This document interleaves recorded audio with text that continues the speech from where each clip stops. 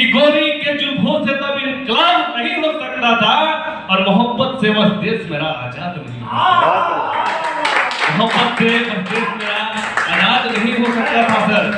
जीवन के आखिरी क्षणों में जो इस मुल्क को आजाद करने के लिए हमारे भारत के शूरवीरों ने अपने प्राणों की आहुति दी है, उनको उनके दिमाग में एक चीज जरूर होगा सर जाते जाते कि आने वाला भविष्य हमारा भारतवर्ष का कैसा होगा, लोग आजाद रहेंगे या नहीं रहेंगे।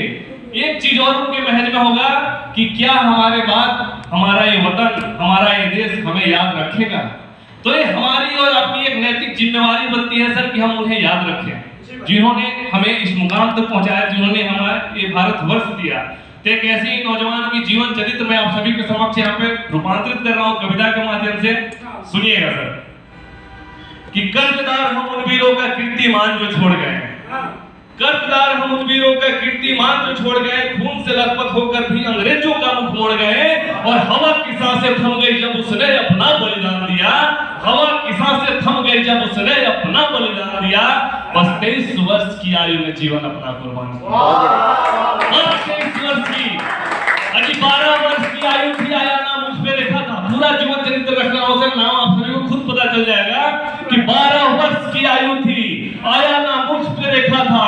जालियांवाला बाग में सिसकते उसने जब देखा था, अरे दीवारें भी छली थी गोरों की उन गोली से, खून से जो कुआं रंगा था अंग्रेजों की होली से, और लाशों की ढेरी देखा उस दिन उसने ये मान लिया है अंग्रेजों से बदला लेना उस दिन ही वो ठान लिया। देश प्रेम के खातिर सर, देश प्रेम के 12 वर्ष की आयु में देश प्रेम के खातिर उसने स्कूल जाना छोड़ दिया।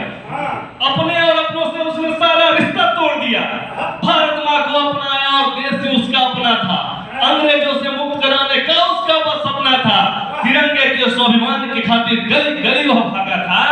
तिरंगे के स्वाभिमान के खातिर गली गली वह भागा था और उसने ही अंग्रेजों की सीने में गोली दागा था। उसने ही अंग्रेजों की सीने में गोली दागा था। हिंसा पथ पे सर, हिंसा पथ पे दौड़ चला और हाथों में बंदूकें थी। कुछ वीरों से लूट गई अंग्रेजों की संदूकें थी। मैं उस चौरी चौरा कांड की बात कर रहा हूँ सर। जब हमारे पास असला बारूद खत्म हो जाता है तो उनसे छीनकर उन्हीं पे वार करते हैं। अच्छा एक बात मैं और बताना चाहूंगा, भारतीय सेना में और दूसरे देश की कंट्री की सेना में क्या अंतर होता है। जब उनसे बात करते हैं, जब उनका जवाब आता है कि तुम अपने वतन के लिए क्या कर सकते हो, तो उनका जवाब आता है कि हम अपने वतन के लिए मर मिट सकते हैं। और ये बात हमसे पूछी जाती है कि तुम अपने वतन के लिए क्या कर सकते हो, तो हमारा सिंपल सा जवाब और सीधा सा जवाब रहता है सर कि हम अपने वतन के लिए